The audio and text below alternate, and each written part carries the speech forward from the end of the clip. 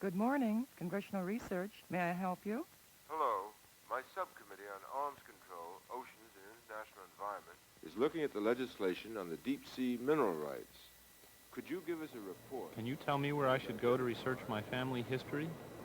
Sure, just take a right at that card catalog and continue down the aisle. My local library told me this was the only place I could find this book. Could you tell me where I should look? Check in the card catalog behind you. Good morning, copyright. Yeah, I'd like to ask a few questions about copywriting music. I've been writing Well, I'm with some the plans Martha for a new Washington music Library in song. Alexandria, and we need to order some catalog cards from you. Are they still the same price? Well, have you seen our new catalog? Every day, cards brochure? thousands of people call, write, or visit the Library of Congress. Senators and congressmen, authors and musicians, librarians, scholars, or just someone who wants a quiet place to read. All these people share a common need for answers, a need for information. Good morning, Congressional Research Service. Good morning, Congressional Research Service. May I help you? As a part of the legislative branch of the United States government, Hello? the Library of Good Congress is afternoon, asked for Congressional information Research nearly 2,000 times a day by members of Congress and their staff. Yes, Senator. One of our science divisions has prepared a report on ocean resources. The library's We'll see that you Congressional get a Research copy. Service may respond with a detailed study that might take months to prepare, or just a quick answer over the phone. Over 800 people work in this part of the library, one of the most important research arms of Congress. We provide Congress with information in many forms. They can get updates of current legislation on a computer, issue briefs, surveys, translation, whatever a member of Congress needs to keep informed and abreast of the events of the day. Everyone from publishers and authors to map makers, designers, and composers turns to the library's copyright office to register the works they create. This is the form you should use. Just fill it out and send it back to us. We'll need 2 copies of your music if it's been published already, only 1 if it hasn't. Not just books, but sculpture, games, toys, and designs for all kinds of things can be registered for copyright. Of course, only some of these items are added to the collections. Most are simply stored. If there's a legal dispute, these samples may be valuable in establishing who owns the copyright. Play this one. No, this one. Okay.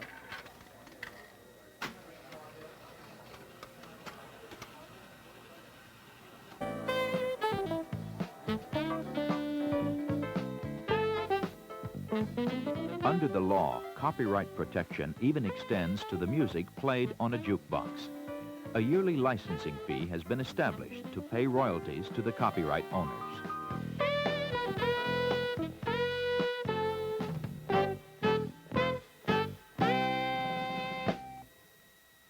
All over the world, librarians are helped by cataloging information prepared by the Library of Congress. Hundreds of catalogers assign a unique series of numbers and letters to describe the contents of books and other materials.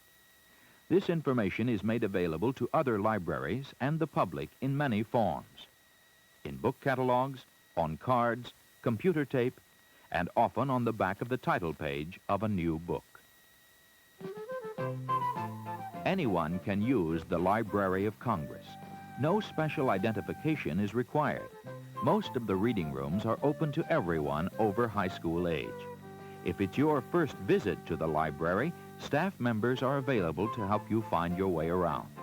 Other specialists aid experienced researchers with their particular interests. There are numerous guides to the collection, and many research tools are available to assist you. Most readers first come to the main reading room. Here they can request books by submitting call slips, which are sent to staff members in the stacks. Excuse me, is this where I put my call slip? Yes, you drop it in the tray right there. The books are pulled from the shelves and placed on a conveyor system connected to the issue desk, and are then delivered to the reader. Here's the book you requested. When you're through with it, please return it to the issue desk. Although anyone may use the library, only members of Congress and other special borrowers may take books out. The library does, however, lend books to other libraries all over the world if they cannot be located anywhere else. For hundreds of thousands of blind and physically handicapped readers, the Library of Congress is a valuable link to books, magazines, and music materials. A nationwide network of 160 cooperating regional and sub-regional libraries supplies materials produced by the Library of Congress in either Braille, large print, or recorded formats. Side 1, Good Housekeeping, October 1978. Staff and volunteers narrate books. Record players and tape decks are loaned free of charge. All these services had their beginnings in 1800 with a small collection of legal reference books purchased by Congress. The first library was housed in the U.S. Capitol, then only a small building on an empty hill. But during the War of 1812, an event took place that was a disaster, but in some ways a blessing to the library. The British burned the Capitol. The books Congress had purchased went up in flames.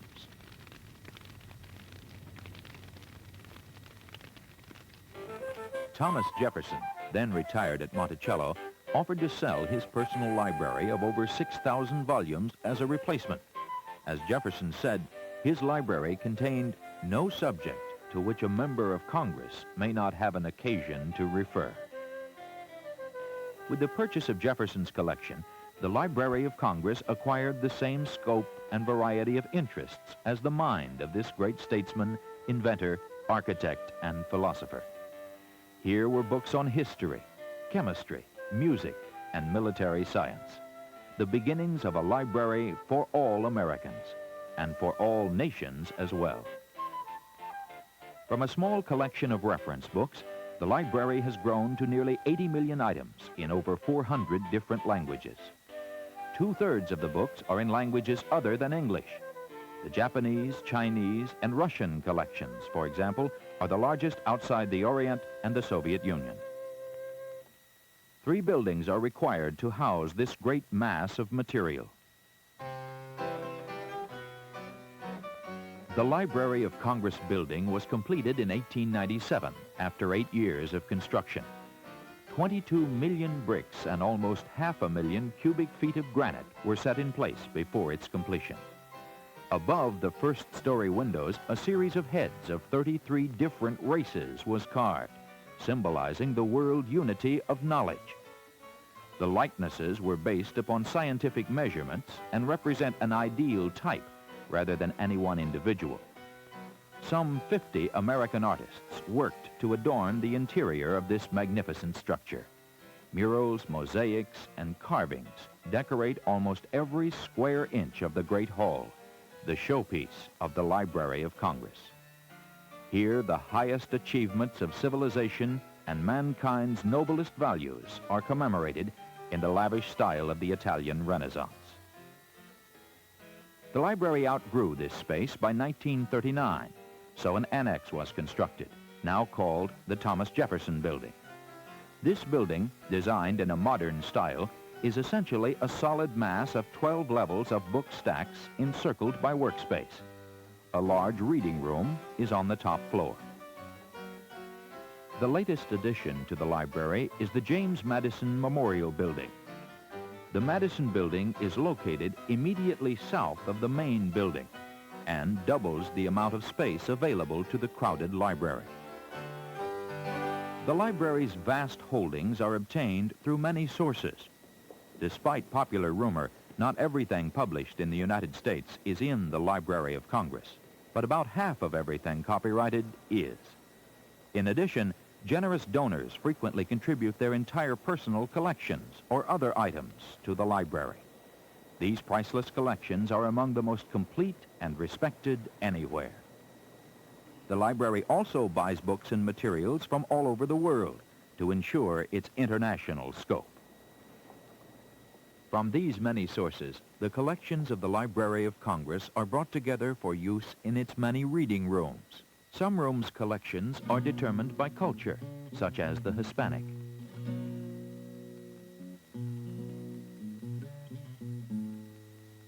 European.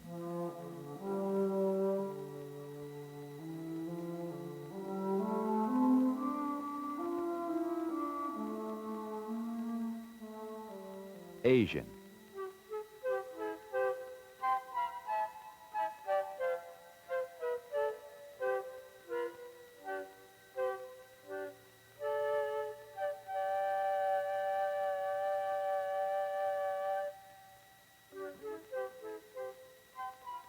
African and the Middle East.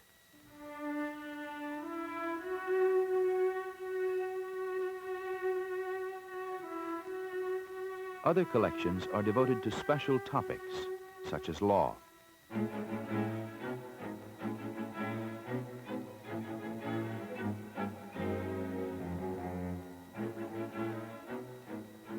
Or science. Newspapers have a room of their own. Because of the volume received daily, they are stored on microfilm.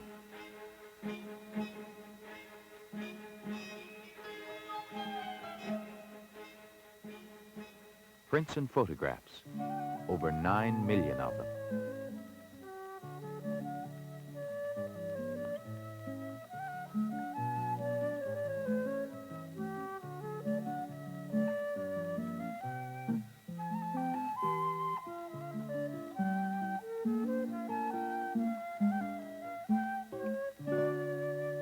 Movies.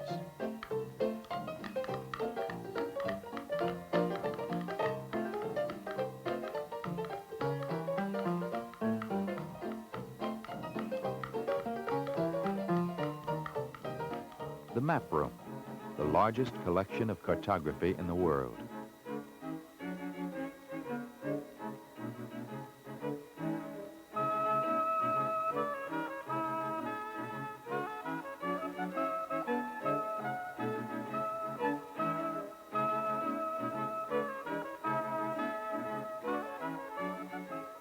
Manuscripts, like a dollar bill that flew the Atlantic.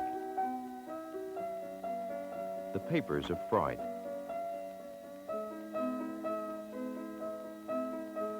The poems of Whitman. The sketches of Alexander Graham Bell. And the telegram that gave flight to man. More than 1,500 flutes came as a gift to the music division.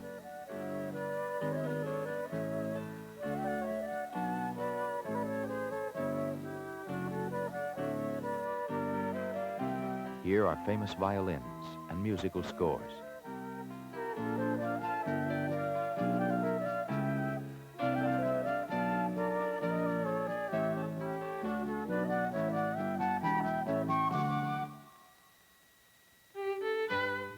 The Rare Book and Special Collection Division contains medieval manuscripts.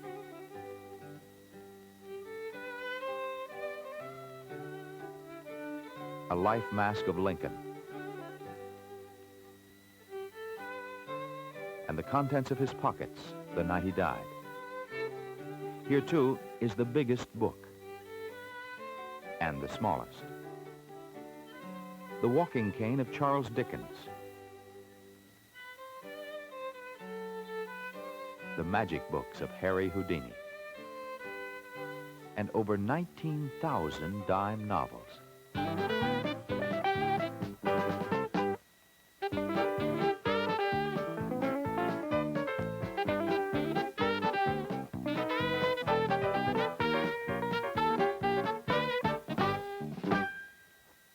Everything in the Library of Congress must be protected and preserved. In the library's preservation office, researchers and staff are working on many different methods of preservation. Old, disintegrating books are rebound individually by hand. Covers hundreds of years old are renewed with special chemicals. Brittle books are encased in polyester film. Holes and tears in old documents are filled with new paper pulp by a leaf casting machine. Frequently, microfilming is the only alternative if a deteriorating book has no intrinsic value. But the Preservation Office is racing against time. It is estimated that about 1/3 of the volumes in the Library of Congress are in need of some form of preservation. The chemicals that have been used in paper production since the mid-1800s are causing books to turn to dust on the shelves. One research lab has estimated the useful life of most books printed from 1900 to 1937 at only 50 years. By 1987, an entire generation of books could be lost forever. But research at the Library of Congress could change all this. Preliminary experiments using a special vapor to neutralize the acid in paper appear promising. Hopefully, this technique will save millions of books from destruction. The library is growing at the rate of about 1.6 million items a year. That's about 10 items a working minute. Keeping track of all this material is a job that demands the latest technology.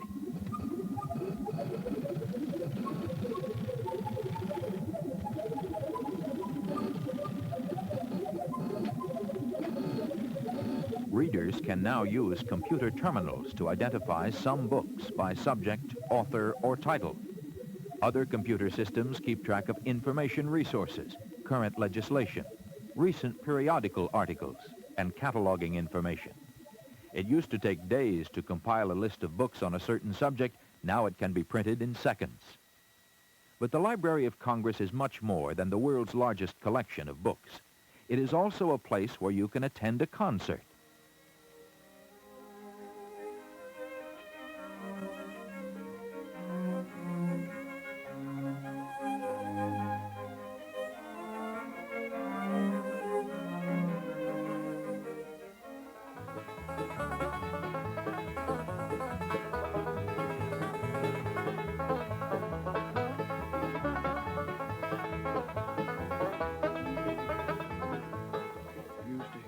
Stories when she you was can a listen child. to a folk tale. And she said that one could really see the great Go to a dog poetry running along reading. with its tongue hanging. Oh, the stones came riding here like hunters on their ice barges, and where they debarked, dead.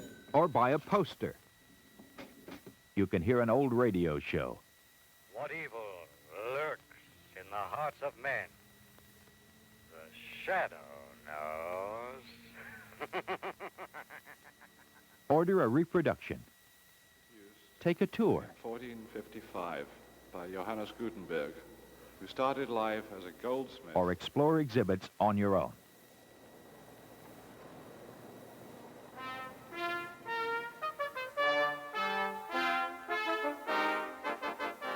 Because the Library of Congress is the National Library of the United States, it is your library.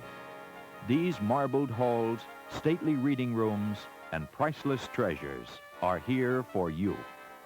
This is the Library of Congress, the Library of America.